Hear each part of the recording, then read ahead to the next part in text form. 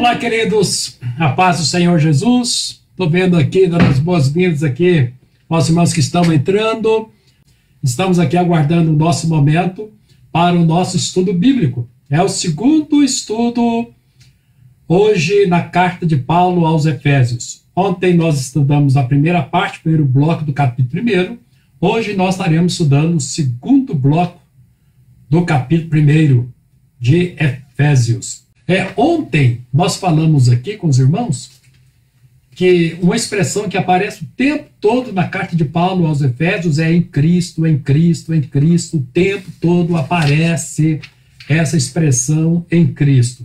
Essa expressão em significa dentro de. É mais ou menos assim. Imagina que aqui sejamos nós, né? Seja a igreja, essa folha de papel em branco. E aqui seja Jesus, esse tablet. Quando diz em Cristo, significa dentro dele. Você olha, você só vê Jesus, você não vê mais ninguém. Você só vê Jesus. Então essa é a ideia de Paulo quando diz em Cristo, em Cristo, em Cristo. Nós estamos dentro dele, protegidos nele, escondidos nele. E hoje me veio um hino que é bem conhecido de todos nós. Eu quero convidar vocês para a gente cantar esse hino aqui, tá bom? Em Jesus, vivendo cada dia. Em Cristo, em Jesus. Então eu peguei em Jesus. Não temos assim um em Cristo, mas temos em Jesus. E todas as estrofes diz em Jesus, em Jesus, em Jesus, em Jesus. No nosso cenário é o 181, né? Um hino que foi tirado lá da harpa cristã. Então vamos lá? Vamos cantar juntos esse hino, em Jesus, vivendo cada dia.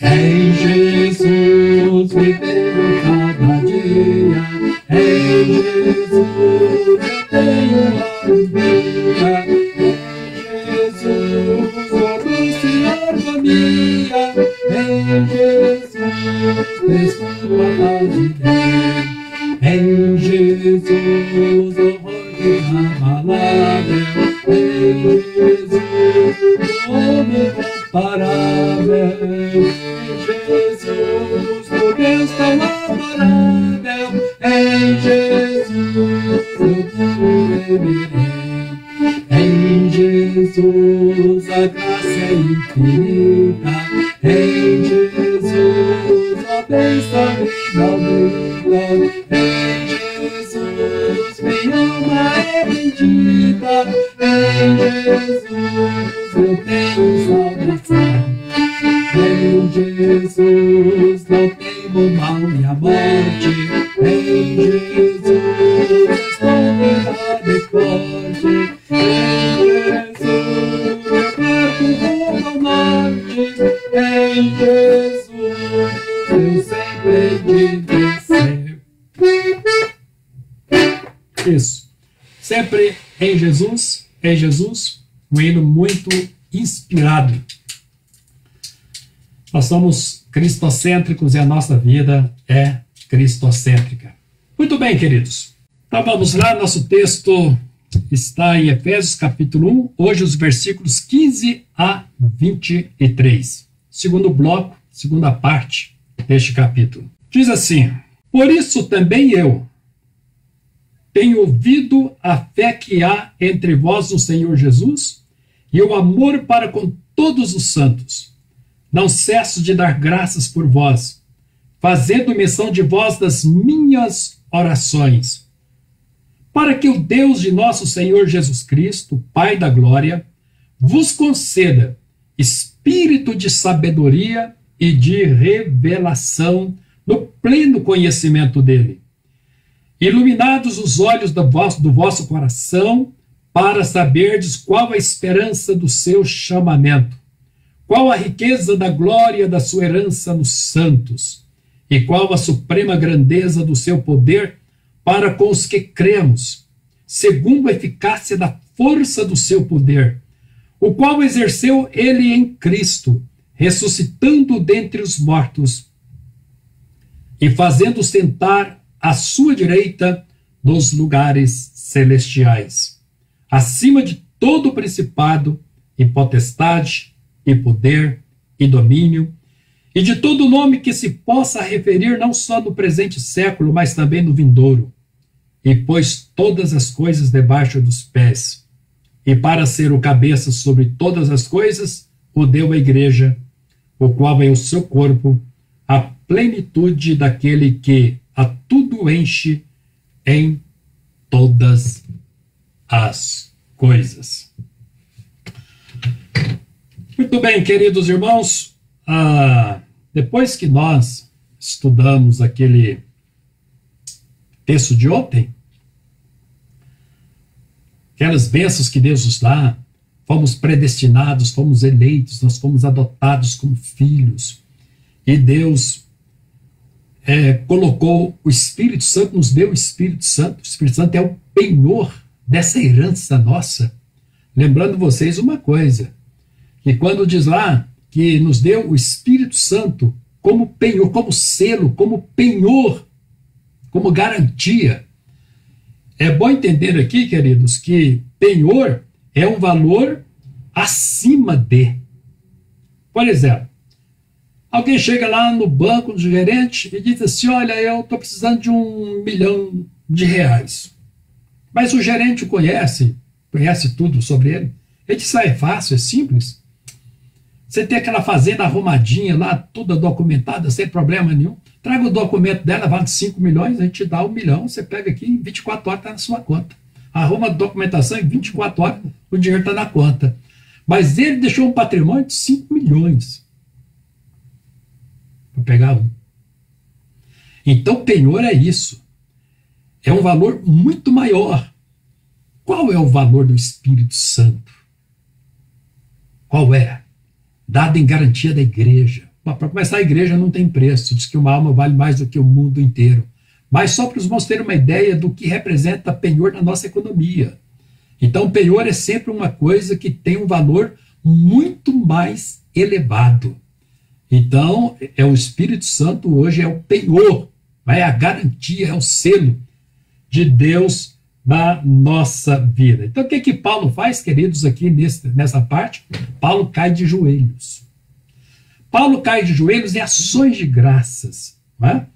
Ele diz, olha, por isso, também, tendo ouvido da fé e do amor de vocês, eu não cesso de dar graças a Deus. Paulo tinha uma gratidão muito grande no seu coração.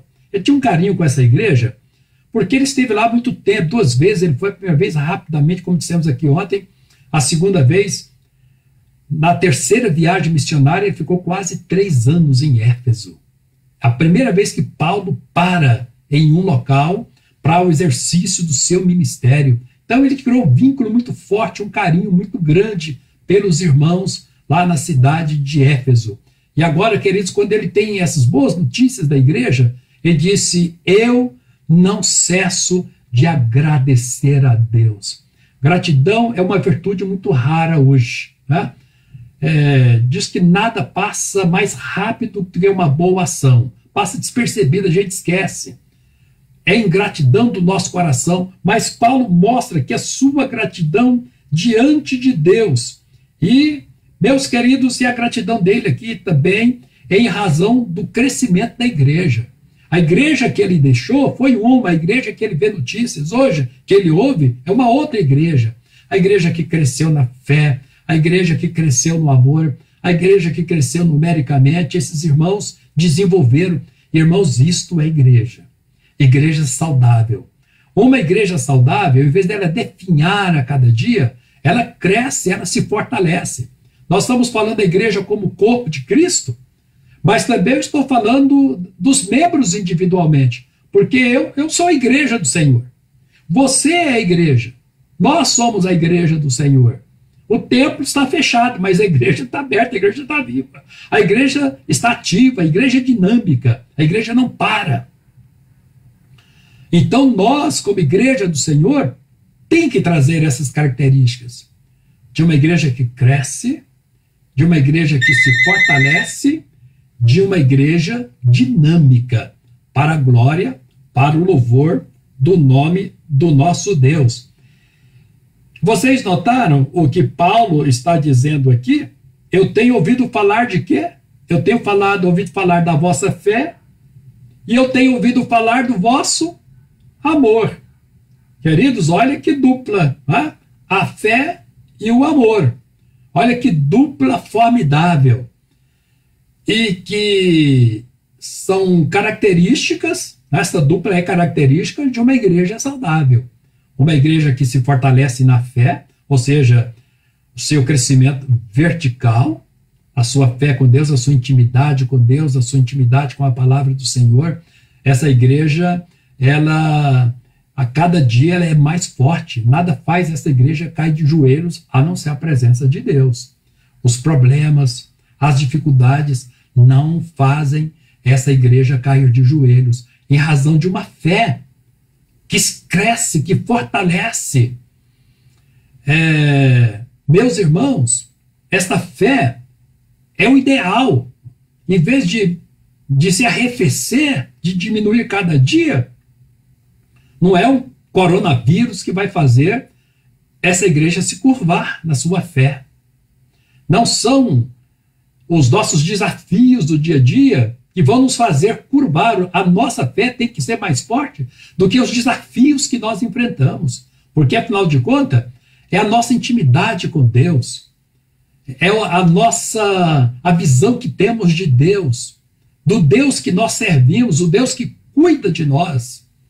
Então essa fé, ela é ativa, essa fé é vigorosa.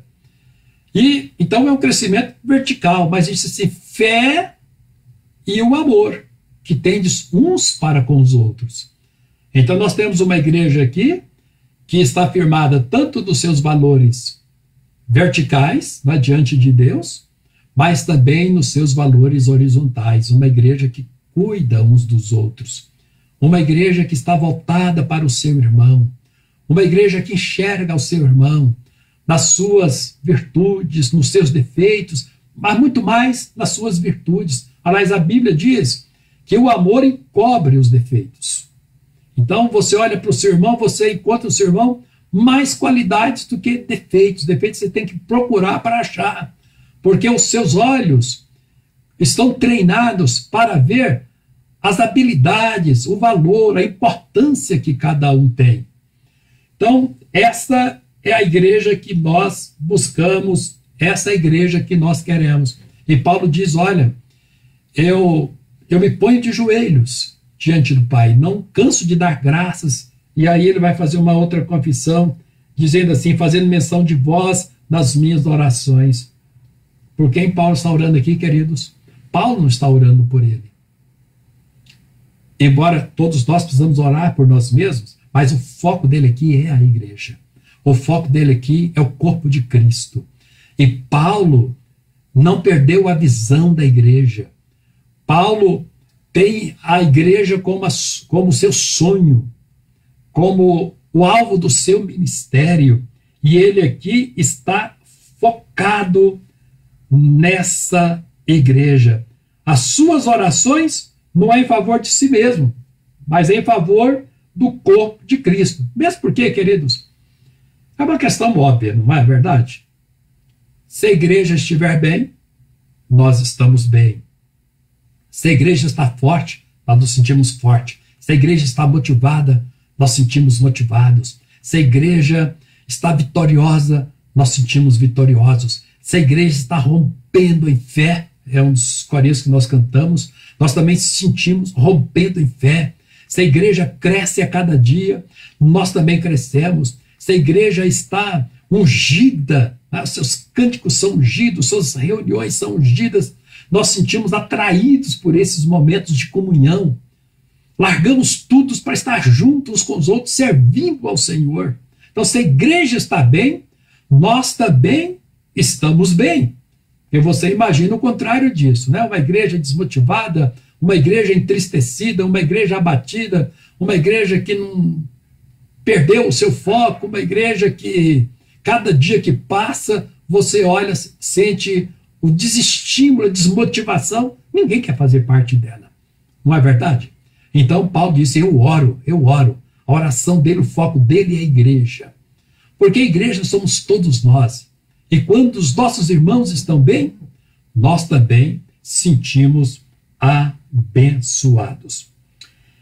E aqui, queridos, nessa oração de Paulo, tem coisas que a gente está cansado de saber, é o nosso dia a dia, mas nunca é demais a gente enfatizar, nunca é demais a gente repetir. A gente não peca por repetição.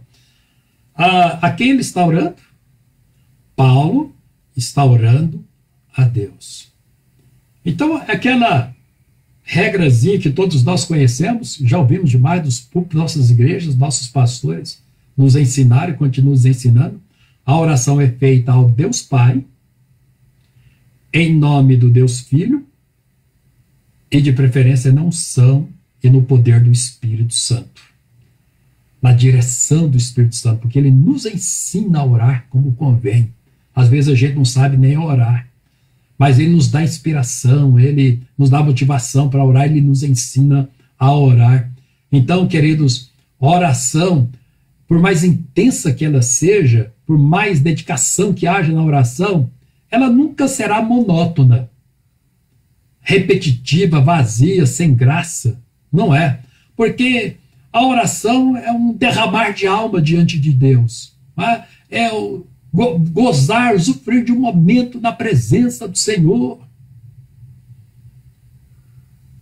Isso é oração, é uma comunhão íntima com Deus. E fala assim, pastor, eu tenho dificuldade de orar. Pastor, eu oro 2 minutos e já perdi o assunto, não tem mais assunto para falar com Deus. Eu oro 2 minutos e já acabou. Então tem que aprender a orar, saber orar. Queridos, olha, você tem dificuldade de orar?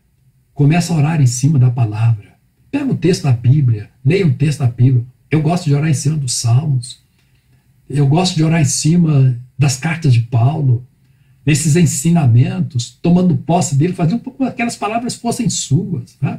Tem aqueles salmos de adoração, de exaltação, de louvor, de glorificação a Deus. Você entra naquele momento de adoração ao Senhor, celebrando a Deus pela grandeza, pela soberania dele. Isso é oração, queridos. Isso é oração. Depois você tem um momento de você clamar, você interceder, né, por você, por tantas pessoas. A gente tem uma lista tão grande de pessoas que dizem, pastor, ore por mim. Faça lá a sua cadernetinha de oração, de pedidos que você precisa colocar. Muito bem. Então, Paulo aqui ora a Deus. Essa oração tem uma direção, mas essa oração aqui também tem conteúdo. Se ela tem direção, ela tem conteúdo. E aí, queridos, qual é o conteúdo, qual é a finalidade dessa oração de Paulo? Paulo aqui, ele vai inicialmente orar pedindo que Deus dê à igreja o espírito de sabedoria e de revelação. Como nós precisamos disso, irmãos. Como a gente peca por falta de sabedoria. Como a gente erra por falta de sabedoria. Como nós tomamos decisões erradas por falta de sabedoria. Por falta de discernimento. Ele pede sabedoria e revelação. A gente precisa ter sabedoria, a gente precisa ter discernimento antes de fazer as coisas. Na vida, decisões simples, a gente precisa de buscar a orientação de Deus. E Paulo pede essas 2 coisas aqui para Deus. Deus dê à igreja de Éfeso sabedoria na sua forma de agir. Não é que a igreja era insensata, não é que a igreja fosse tola e de repente estivesse agindo com meninice. Mas Paulo faz esse pedido em favor da igreja. Quando a gente fala, queridos, conhecimento, quais são as formas de a gente alcançar conhecimento? Por exemplo, nós podemos alcançar conhecimento através dos 5 sentidos, correto? Audição, visão, paladar, olfato e tato. Não é verdade? A gente conhece tantas coisas pela visão, nós conhecemos tantas coisas pela audição, Nós conhecemos tanto pelo sabor, pelo paladar. Você pode até não ver, mas você ouvindo uma voz, você sabe de quem é a voz familiar. Você adquiriu esse conhecimento. Então, os 5 sentidos nos dão conhecimento. Mas a gente pode adquirir conhecimento também pela razão, pelo nosso intelecto. Só que é um conhecimento que pode ser perigoso. Tá?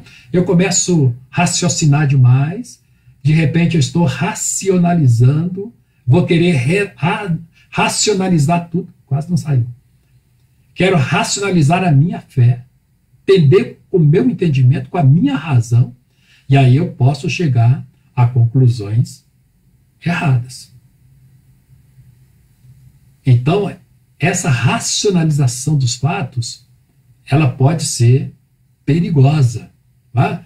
E aí, de repente, a gente começa a defender um ponto de vista, outro ponto de vista, e nenhum dos dois está correto. Qual é a outra forma de conhecimento que a gente pode ter? Você sabe que a gente tem essa intuição, esse conhecimento intuitivo. De repente uma coisa bateu em você, você nem sabe como, por quê. Mas, intuitivamente. Você de repente chega a alguma conclusão, alguma decisão, e você disse, é isso que eu preciso fazer. Como foi que você chegou? Não se explica, não se sabe, mas intuitivamente você chegou, e às vezes chegou até certo, né? De repente, foi assim, ó, no alvo, você acertou na mosca. Mas o que Paulo coloca aqui, queridos, é diferente de tudo isso. O que Paulo coloca aqui, ele diz o seguinte, olha, conhecimento que só vem da nossa intimidade com Deus. Essa sabedoria espiritual, sabedoria que Deus dá, discernimento, essa capacidade de você ver, de você visualizar aquilo que você não ouve, que você não vê, que você não sente sabor, que você não sente cheiro, que você bem não pode tocar, esse mundo espiritual, mas de repente você sabe o que fazer, como fazer, a hora que fazer, você sabe tudo, todos os detalhes. Isso vem de onde? Vem de Deus. Você sabe que nós temos na igreja pessoas que estão talvez até analfabetas, nunca estudaram. Mas quando você conversa com essas pessoas, quando elas começam a dar conselhos, a pergunta vai ser, vem cá, de onde veio tudo isso? Foi questão com os apóstolos. Esses homens são indoutos, são iletrados. E de onde vem tanta sabedoria assim? Meus irmãos, a sabedoria de Deus não anula a humana, mas a humana também não pode anular a de Deus.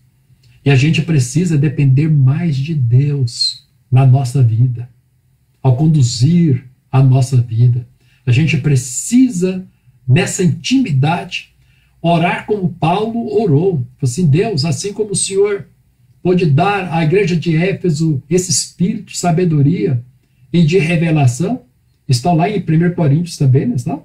1 Coríntios, capítulo 11, lá nos dons espirituais, palavra do conhecimento, palavra de sabedoria, não é isso? Estão lá, entre tantos dons, são dons espirituais.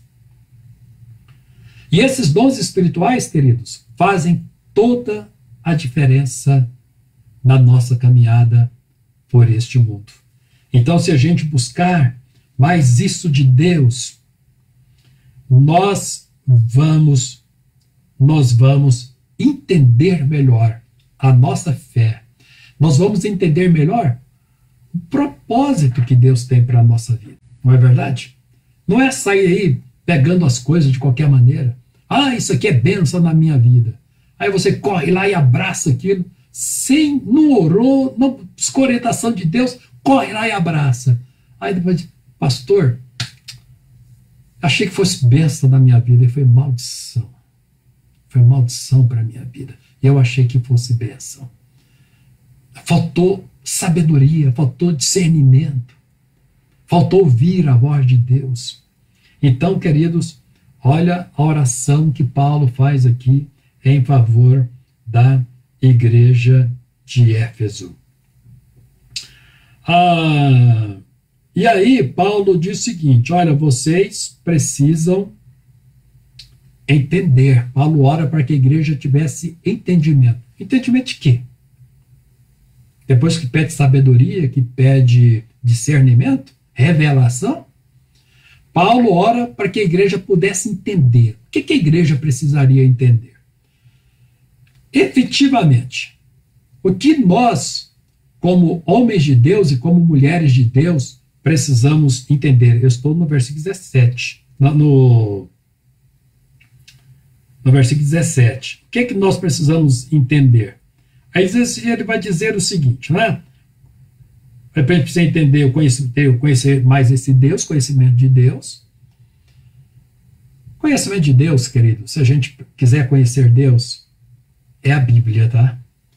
A Bíblia é a única fonte que nós temos segura para nós conhecermos o Deus que nós servimos, o Deus que nós adoramos. Você tem que ir para a Bíblia. Eu preciso da Bíblia. Conhecimento de Deus, diz o versículo 17. E aí, meus irmãos, a fonte para isso é a Bíblia. A Bíblia é para ser lida, a Bíblia é para ser meditada, a Bíblia é para ser estudada. Quantos anos você tem de vida cristã? 5, 10, 15, 30 anos? Tá. Quantas vezes você já leu a Bíblia? A Bíblia é toda, de Gênesis a Apocalipse. Você pode ler a Bíblia, de Gênesis a Apocalipse, mas você pode ler a Bíblia também de forma temática. Nós temos uma Bíblia, a Bíblia temática. Ela é preciosíssima. Só tem na linguagem de hoje. É pena que não é numa edição atualizada, mas é na linguagem de hoje. Mas a Bíblia tem quase mais de 4.000 temas. E você pode estudar a Bíblia a partir dos seus temas. O amor de Deus, pecado, santidade, inferno, céu, condenação. Tem aí milhares de temas dentro da Bíblia. Mas Paulo diz aqui que uma outra coisa que ele orava é para que a igreja pudesse entender a sua vocação. Está no versículo 18 aí. Entendesse a sua vocação, a esperança da sua vocação. Queridos, qual a esperança da nossa vocação? Se Deus nos escolheu, Deus nos abraçou como filhos, não é? Deus abraçou. Qual a esperança, queridos, da nossa vocação? Qual a esperança? Que aquele que em vós começou a boa obra, ele vai aperfeiçoá-la, ele vai completá-la até o dia de Cristo Jesus. Então Deus não deixa nada pela metade. Deus não deixa. O que Deus começou em você, Deus vai terminar. A obra que Ele começou na sua vida, você tenha convicção disso 100%.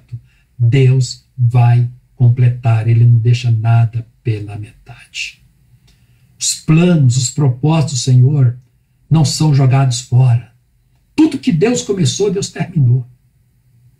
Na obra do universo, Jesus, na obra de redenção, Ele começou quando assumiu a forma humana, mas lá na cruz Ele disse uma palavra, na língua grega é uma palavrinha só, tetelestai. Na língua portuguesa são duas palavras, está consumado.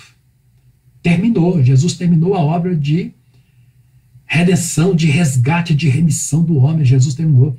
Queridos, Deus nunca começou e Deus nunca vai fazer nada para largar no meio do caminho. Então, a esperança da nossa vocação, o fato do nosso chamamento, o fato de Deus nos ter abraçado como filhos, como herança dele, é que ele vai completar, ele vai acabar tudo aquilo que ele começou. Porque, meus queridos, e a razão forte para isso, primeiro que a obra de Deus é uma obra amorosa, né? É o amor dele. E o amor, queridos, é a perfeição de tudo, né? Quem ama faz todas as coisas com perfeição, com prazer. E a realização é quando acaba. E a outra questão é que a Bíblia enfatiza isso o tempo todo. Efésios também enfatiza. O texto anterior enfatizou, e esse também. Para o louvor da sua glória. para o louvor da sua glória. Deus não é glorificado com as coisas pelo caminho, jogadas pelo caminho, que acabam pelo caminho. Deus não é glorificado naquilo que se perde pelo caminho. Deus não é glorificado. Deus é glorificado na consumação de todos os propósitos dele. Por isso, queridos, ele vai completar. O que ele começou, Deus vai completar. É para o louvor da sua glória. E essa é a oração de Paulo. Paulo está orando para que a igreja tenha entendimento. Entendimento. Primeiro, para que possa conhecer esse Deus. E a gente vai conhecer esse Deus na intimidade dele e na palavra, né? Não é trocar sentimento por convicção da Bíblia. Mas a sua intimidade com Deus, eu respeito a sua intimidade com Deus. Né? Se você diz assim, pastor, todas as vezes que eu dobro meus joelhos, eu ouço Deus falar comigo. Eu acredito fielmente. Embora tudo que ele falar vai ter base na Bíblia. Não vai falar nada com você fora da Bíblia. Se você pode ter certeza. Se alguma coisa que você está ouvindo não tem base na Bíblia, é bom você rever essa experiência. Mas se ela tem base na Bíblia, você pode descansar seu coração. Qual é a outra coisa que Paulo está orando aqui em favor da igreja? Para que a igreja entenda. Para que a igreja entenda a riqueza da herança gloriosa que os santos têm. Qual é essa riqueza gloriosa, queridos? A gente imagina, né? A gente imagina. Nós imaginamos, porque lá em 1 Coríntios 2,9, repetindo, 1 Coríntios 2,9 diz: o que os olhos não viram, que os ouvidos não ouviram, e nem subiu ao coração do homem, é o que Deus tem preparado para aqueles que o amam. Nossos olhos não viram, nossos ouvidos não ouviram, e nem subiu a nossa imaginação. Está fora da nossa imaginação. É isso que Deus tem preparado para você. Essa é a riqueza da sua glória. Essa é a riqueza da sua herança. Eu estou no versículo 18, a parte C. Essa é a riqueza da sua herança. Aqui, meu irmão, você pode deitar, dormir, sonhar, acordar, repetir de novo. Você pode evocar os mais lindos pensamentos, as mais ricas ideias. Você não tem a menor ideia da riqueza da sua herança. Mas essa herança é sua e ninguém vai tomar de você. Essa herança sua é um presente de Deus. Como salvação, um presente, queridos. E presente, esse presente não é um presente que hoje eu tenho, amanhã eu perco. Hoje eu ganhei, amanhã eu perdi. Eu achei de novo, perdi. Eu achei de novo, perdi. Esse presente a gente não perde. Esse presente. Por isso, o Espírito Santo está na sua vida para te renovar, para te fortalecer. Cada dia nessa fé. Nessa fé. O Espírito Santo está aí. Qual é, queridos, a riqueza da nossa herança? É a glória de Deus. A glória de Deus é a riqueza da nossa herança. Assim como Ele é, Jesus é, nós seremos também. Você tem ideia disso? Você não tem a menor ideia do que seja isto. Você não tem. Nós não temos a menor ideia. Você tem ideia da glória de Deus? Isaías, porventura, teve ideia da glória de Deus? Quando ele viu o Senhor assentado num alto e sublime trono, os anjos cabizadejando o trono de Deus, revestido de santidade, de formosura, de glória. Porque nós não temos ideia. Mas Paulo estava orando para que a igreja pudesse entender a riqueza da glória. Sabe, queridos, se você entender a riqueza da sua herança, você não vai trocar aquela herança pelas migalhas deste mundo. Você não vai trocar a sua eternidade pela vida presente. Você não vai. Você vai colocar a sua vida cada dia no altar de Deus. Você está focado na eternidade. Nós temos que tirar o foco desse mundo para focar na eternidade. É isso. Não podemos fazer como Esaú, que por um prato de lentilhas vendeu seu direito de primogenitura. Difícil, né? Primogenitura. Ele fez uma péssima barganha, porque ele trocou o espiritual pelo sensual e ele trocou o futuro pelo presente. Ele jogou fora uma bênção espiritual. Ele trocou riquezas espirituais por uma material. Momentânea, rapidinho ele comeu aquele prato de lentilhas e logo ele já estava com fome de novo, já queria outro prato daquele. Então, irmãos, qual é a riqueza da nossa herança? É a glória de Deus. E a gente tem que estar focado nesta glória do Senhor. Então, Paulo tinha toda a razão de orar pela igreja. Enquanto ele estava orando pela igreja, ele estava ensinando a igreja a orar, e ele estava nos ensinando hoje, 2000 anos depois, ele estava nos ensinando a orar. Então, eu tenho certeza que a partir de hoje, as minhas orações, as suas orações, nós temos mais assunto para orar, para clamar a Deus. Muito bem. E aí, queridos, ele ora também para que a igreja pudesse entender o quê? A grandeza excessiva do poder. Do poder de Deus para aqueles que creem. Você tem ideia do que seja a grandeza de Deus? O que foi que Deus fez para criar o universo? Ele disse, haja e ouve. Só isso. Haja e ouve. Olha a grandeza do poder. O poder da palavra de Deus. Aí você fica assim, extasiado com a beleza desse universo, desse planeta Terra do universo. Eu amo o universo. Eu tenho uma sessão no meu computador sobre astronomia. Não é astrologia não, tá? Astronomia. Aí muita coisa eu vou pegando copiando que eu jogo lá dentro. Eu amo astronomia. Mas é um negócio assim arrebatador. Mas o que a gente sabe é só a porta da casa. O universo mesmo a gente não tem a menor ideia do que seja o universo.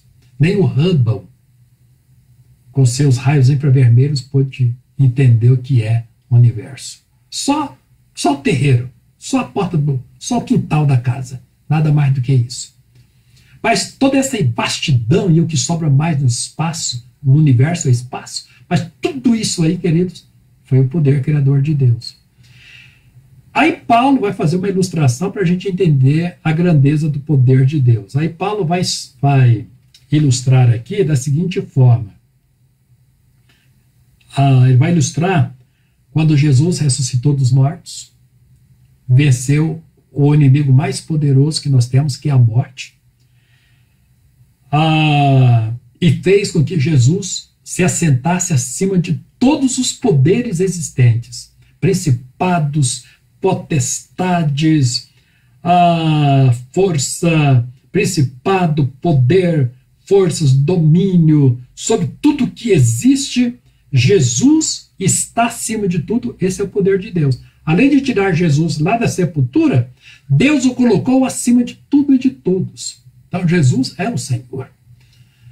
O mesmo Espírito que ressuscitou Jesus dentre os mortos é o que levantará o nosso corpo naquele glorioso dia. Esse poder é o poder que está à nossa disposição. Quando você chora na presença do Senhor, Deus, meu coração está angustiado, Deus, meu coração está triste, Deus, eu estou inseguro, Deus, eu estou vivendo incertezas, Deus, eu estou vivendo momentos assim de abalo, Deus, eu não estou enxergando nada, Deus, me dê uma saída, Deus, faça alguma coisa. Vai fazer alguma coisa? Queridos, você está invocando esse poder. O poder que criou o universo, o poder que levantou Jesus da sepultura, que colocou Jesus assentado no trono à direita de Deus. Esse poder. Esse poder é o poder que move na igreja, move através da igreja. Esse poder que alcança a pessoa mais anônima que for, que seja, mas lá dobrando o seu joelho na presença de Deus, ela não passa despercebida. Deus é onisciente no seu poder, ele enxerga todas as coisas, ele vê tudo. Deus é onipotente, ele tem domínio sobre todas as coisas. Deus tem controle sobre tudo. Deus tem controle sobre tudo, tudo está no controle de Deus, nada foge ao controle dele. E Paulo está orando dizendo assim, olha, eu oro pela igreja de Éfeso para que ela possa entender. A igreja precisa entender, porque Éfeso era uma igreja perseguida pelo governo de Roma,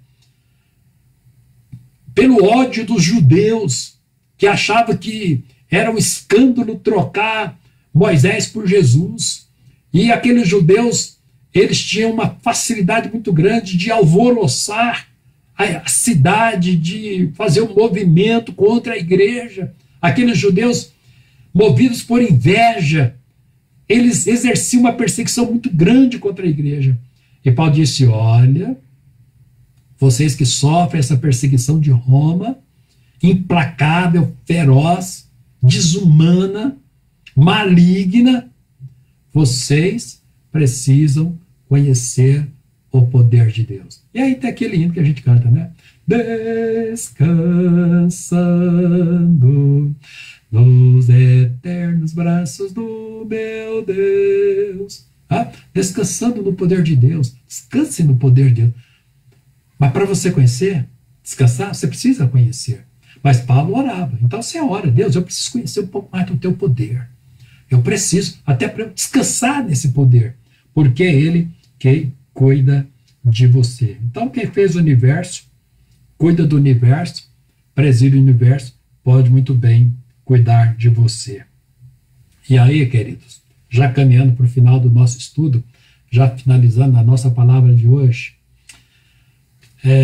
quando Paulo diz assim, olha, vocês, eu oro para que Deus dê entendimento a vocês. Eu oro. E qual é o entendimento que a igreja precisava ter aqui, queridos, na última palavra? É a identidade de Jesus. Se vocês precisam conhecer a identidade de Jesus. Qual é a identidade de Jesus? Aqui na terra, cuspiram nele, colocaram coroa de espinho, procuraram matá-lo muitas vezes, sofreu fome, sofreu sede. Viveu as nossas limitações. Hoje, Ele está sentado no trono, revestido de glória, de formosura, de majestade. E o que Paulo diz aqui é o seguinte, que Paulo está dizendo que Deus ressuscitou Cristo dentre os mortos, fez assentar à direita de Deus os lugares celestiais, acima de todo principado, de todo poder, de toda força, de todo domínio e sobre todo nome. Cristo está na posição mais alta, pois debaixo de seus pés todas as coisas, tudo que existe está debaixo dos pés de Cristo. O inferno, com todo o seu poderio e sua potestade, está debaixo dos pés de Cristo, que fez o cabeça da igreja sobre todas as coisas. Epa, vamos parar aqui, vamos parar. Queridos, o que é que Paulo está dizendo aqui? Que a igreja de Éfeso precisava conhecer e que eu preciso conhecer, você precisa conhecer, ter consciência disso. Que Jesus está assentado à direita de Deus, Jesus está sentado no trono como cabeça da igreja. Isso significa que onde está a cabeça está o corpo. Queridos, e o fez cabeça da igreja. Lá está Jesus, o corpo dele é a igreja. Onde está a cabeça está o corpo.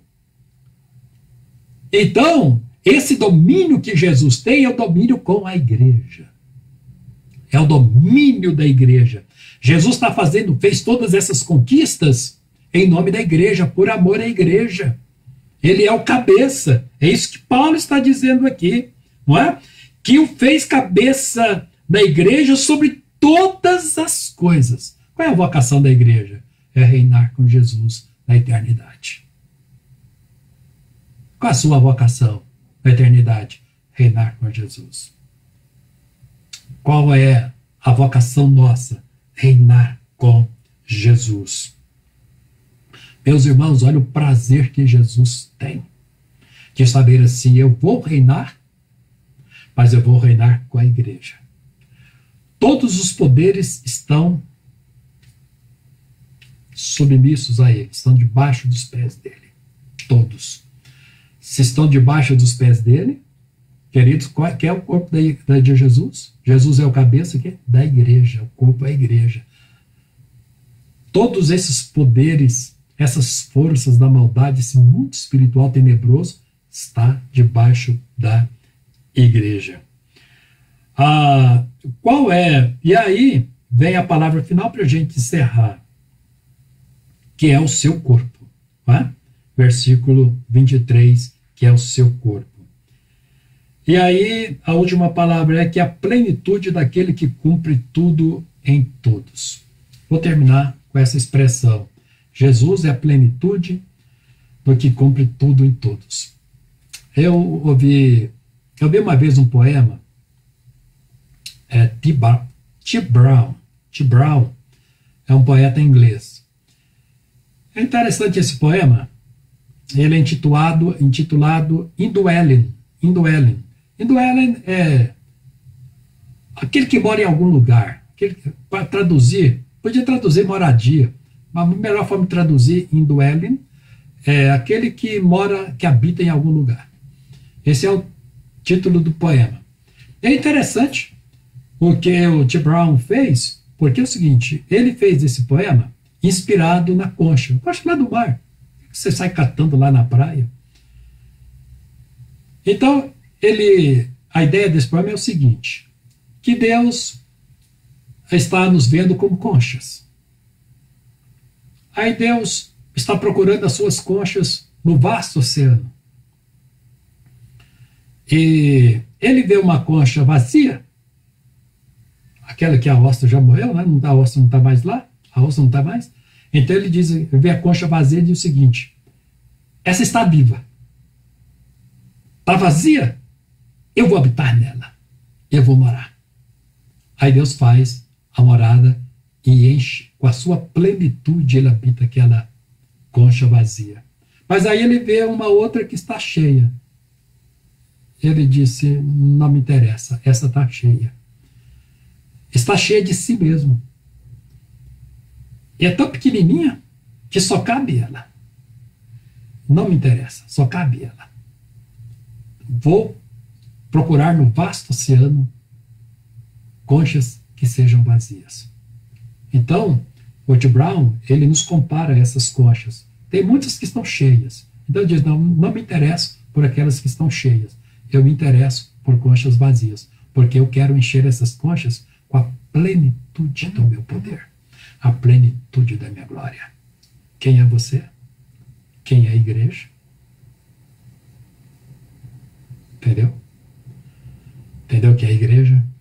Meus queridos, e aí, esses dois versículos, Colossenses 1,19, porque aprove a Deus que nele resistisse toda a plenitude. 1,19 e 2,9 diz, porquanto nele habita corporalmente toda a plenitude da divindade. Que Deus te abençoe, que essa oração de Paulo possa nos ensinar a viver um cristianismo mais vigoroso, mais dedicado, mais consciente,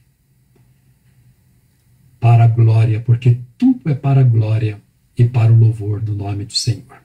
Bem, hoje nós terminamos aqui o capítulo 1. Leia, dá uma rabiscada lá no capítulo 2. Bom, amanhã nós estaremos. Eu quero orar agora, encerrando essa transmissão aqui ao vivo. E se Deus der vida e saúde, se Deus nos der graça, amanhã, às 19 horas, já agora com o capítulo número 2 de Efésios. Vamos orar?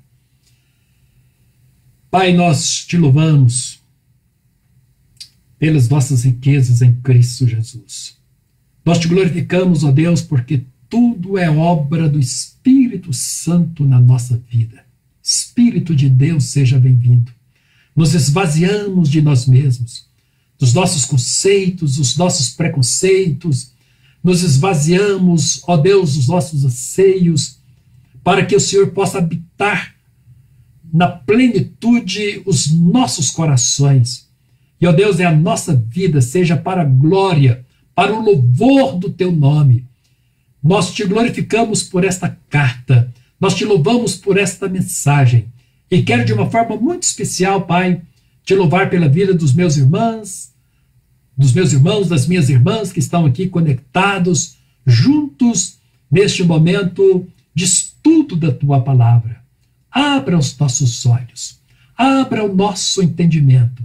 Dá-nos, ó Deus, discernimento, revelação, para entendermos as maravilhas da tua palavra, porque ela é pão que nos alimenta, é pão que nos fortalece, e que o Senhor, ó Deus, possa proteger o teu povo, que o teu povo se sinta fortalecido no Senhor, protegidos no Senhor, ó Deus, especialmente neste momento que o Brasil vive essa crise, que o mundo vive essa pandemia. É o Senhor quem nos guarda. O Senhor guardará a nossa entrada e a nossa saída. O Senhor nos guardará de todo mal, desde agora e para sempre. Quando o teu povo sair, quando o teu povo entrar, quando sair, guarde o teu povo, Senhor, do poder maligno desse vírus. Em nome de Jesus, repreendemos todo mal. Dê sabedoria aos nossos governos, às nossas autoridades, que estão trabalhando, ó Deus, dedicadamente em busca de uma solução. Ajude-os, ó Deus, ajude-os. Abra o entendimento, abra portas, abra caminho, Senhor. E nós oramos, ó Deus, por aqueles que foram contaminados. Tenha misericórdia, Senhor. Nós clamamos a Ti e nós ministramos uma palavra de bênção sobre a igreja. Obrigado pela vida da Tua igreja. Obrigado pela vida dos meus irmãos. Nós Te louvamos, Pai. Nós Te louvamos pela igreja de Taguatinga. Nós Te louvamos por toda a Tua igreja, em todas as partes, em todos os lugares, no Brasil, fora do Brasil. O Teu povo que busca a Tua face, clama por Ti. Deus, responda.